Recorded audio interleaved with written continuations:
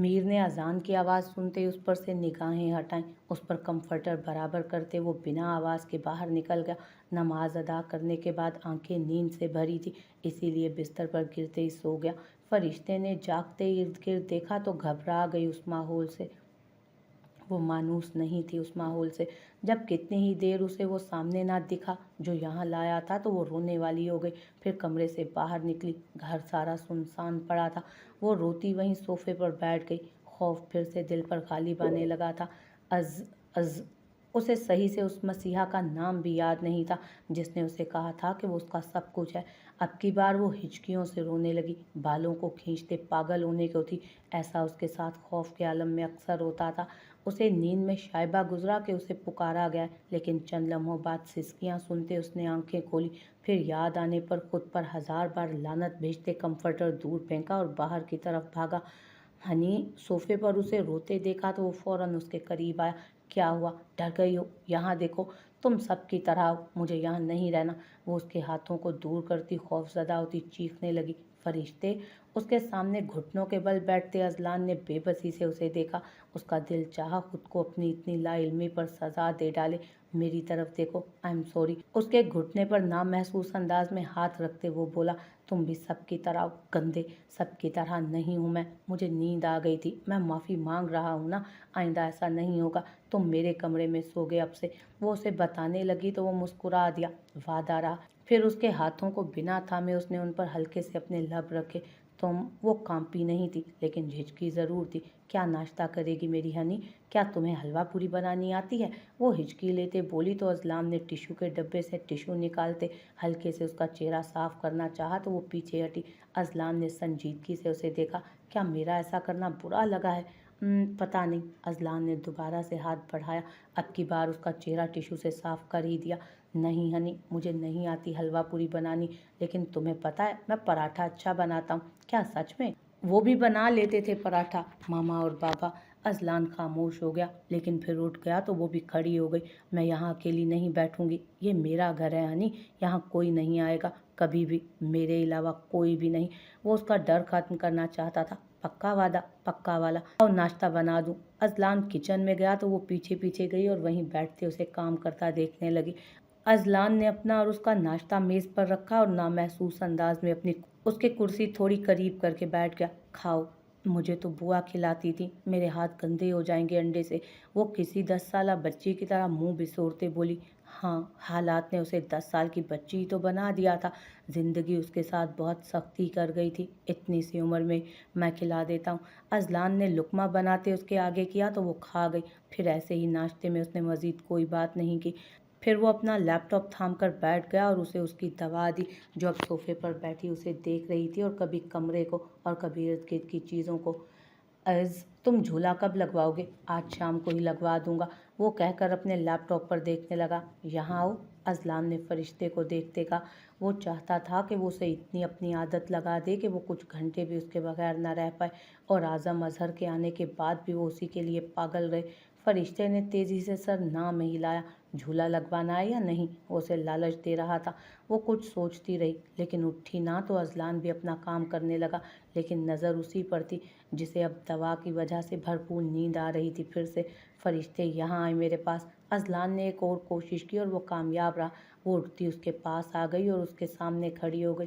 Azlan ने अपने से फासला रखते सोफे पर हाथ रखा तो वो वहीं बैठ गई। नींद में ऊँघने से उसका सर सोफे की टेक से ढलकने लगा तो अजलान ने अपना लैपटॉप हटाया और उसका सर धीमे से अपनी गोद में रखा। वो कितनी ही देर सोती रही और वो काम करता उसे देखता रहा। ये अजलान अजहर की ज़िंदगी का मुकम्मल दिन था। उसे वहीं सोता छोड़कर वो उसके चेहरे पर कंफर्टर देता, दरवाज़ा खोलता, उन्हें खामोशी से अपने पीछे आने का कहता, अपने टेरेस पर गया, वहाँ झूला लगवाया। ऐसा मुमकिन न था कि फरिश्ते कुछ बोलती और अजलान उसे पूरा ना करता। वो उठ गई तो वो फिर वहाँ मौजूद नहीं था। अब की बार वो सामने मौजूद कमरे में गई जिसका दरवाज़ा खुला था। आज ये आपका कमरा है? उसने खूबसूरत कमरे को देखते कहा। अजलान ने फ़ौरन शर्ट के बटन बंद करते रुख फेरा और चेहरे की संजीदगी को मुस्कुराहट में तब्दील किया। तुम्हें पसंद आया? बहुत। तो तुम ले लो। क्या सच में? वो पहली बार कल से लेकर अब तक खौफजदा नहीं थी। बिल्कुल, तुम्हारे लिए एक और तोहफा है। क्या? फरिश्ते के लिए? वो अपने ऊपर उंगली रखते हुए हैरत से बोली, हाँ।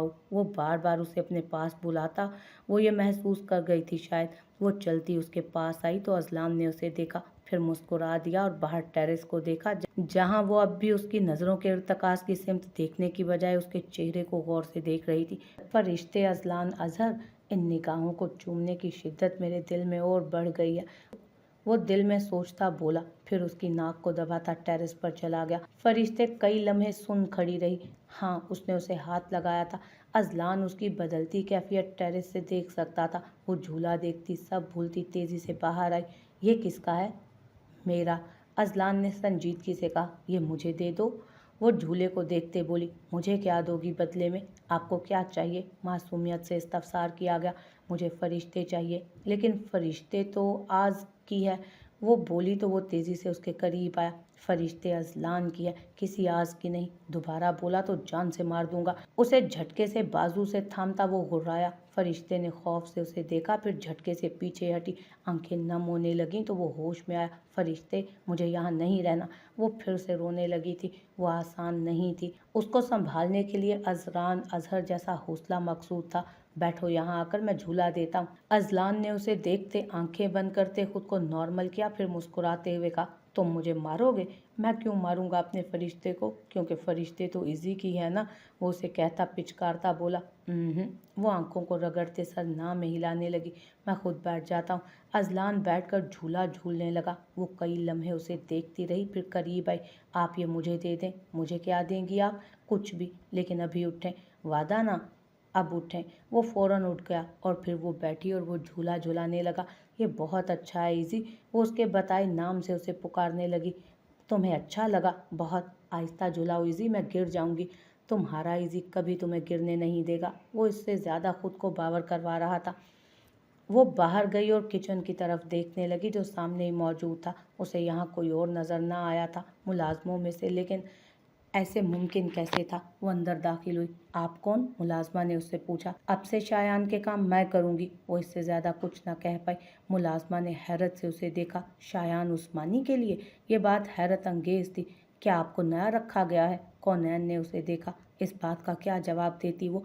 क्या आप उनकी कुछ लगती हैं? एक और सवाल। नहीं, वो संजीदगी से बोली। बुआ बस ये मेरा काम करेगी अब से, और सारे काम यही करेगी। इसकी कोई मदद नहीं की जाएगी। मेरा हर छोटा बड़ा काम इसे ही करना है। वो कहकर बाहर निकल गया और मेज़ पर बैठ गया। क्या खाएंगे ये? कौनैन ने मुलाजमा से ठंडे लहजे में पूछा। सैलेड और उसके बाद कॉफ़ी। वो बताती गई तो वो बनाती गई, क्योंकि ये सब उसे कहाँ बनाना आता था। ये ले। कौनैन ने बनाए उसे आगे रखा जो फ़ोन पर मसरूफ़ था, और वापस जाने लगी। कहाँ? जी? कौनैन ने उसे हैरत से देखा कि अब वो क्या चाहता था।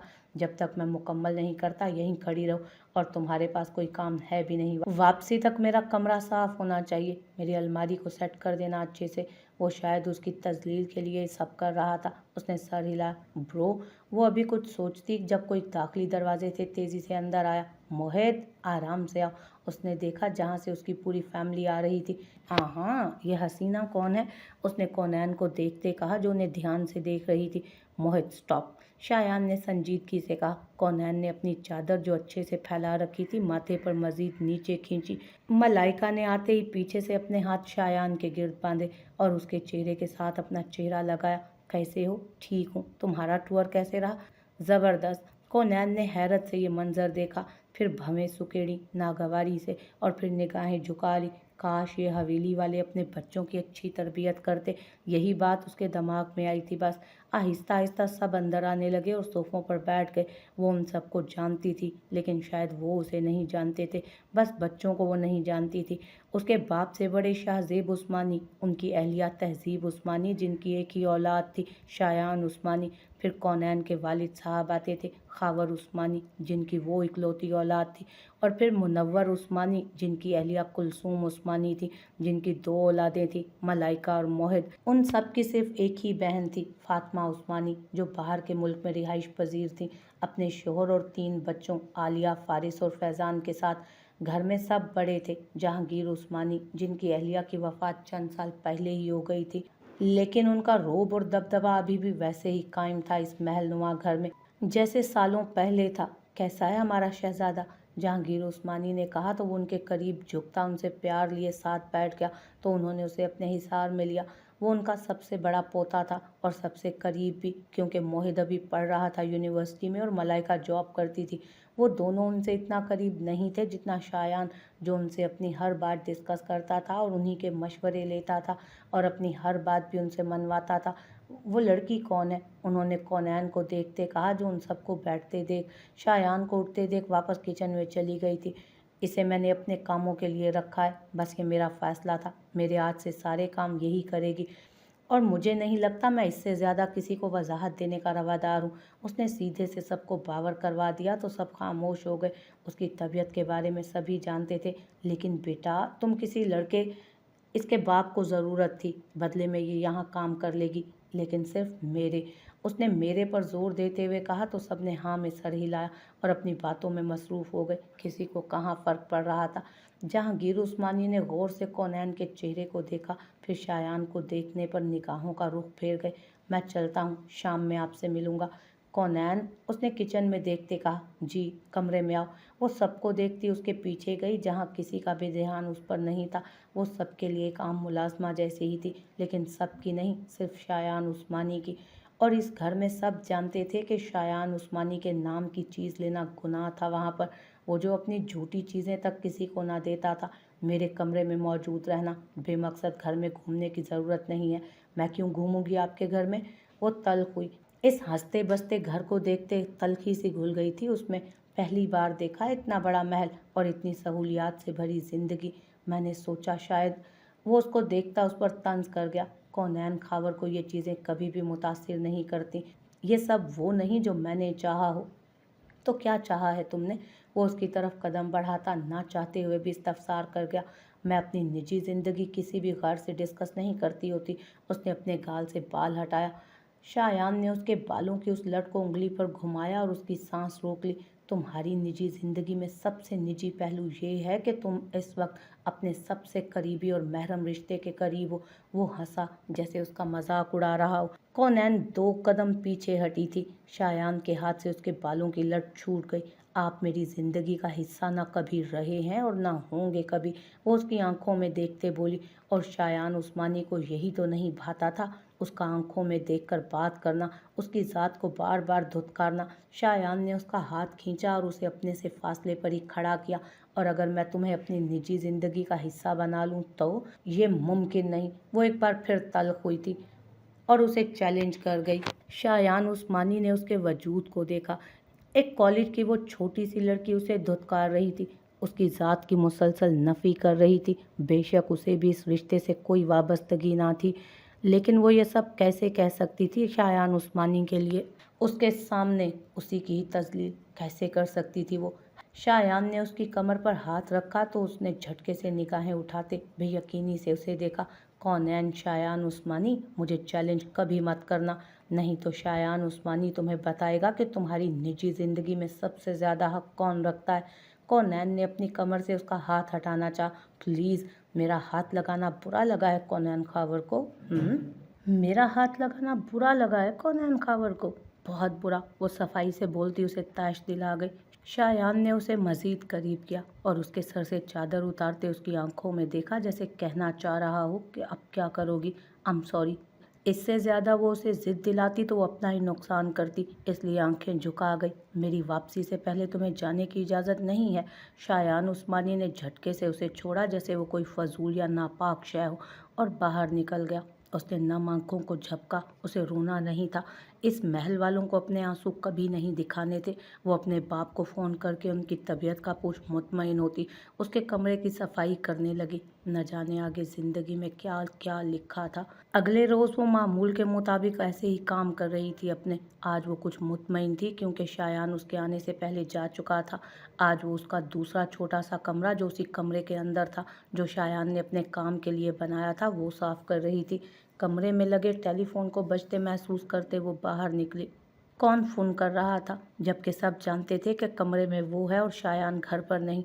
पहले उसने उसे यूं ही बजने रहते देने का सोचा, लेकिन जब मुखालिफ ढीठ साबित हुआ तो उसे फ़ोन कान से लगाना पड़ा।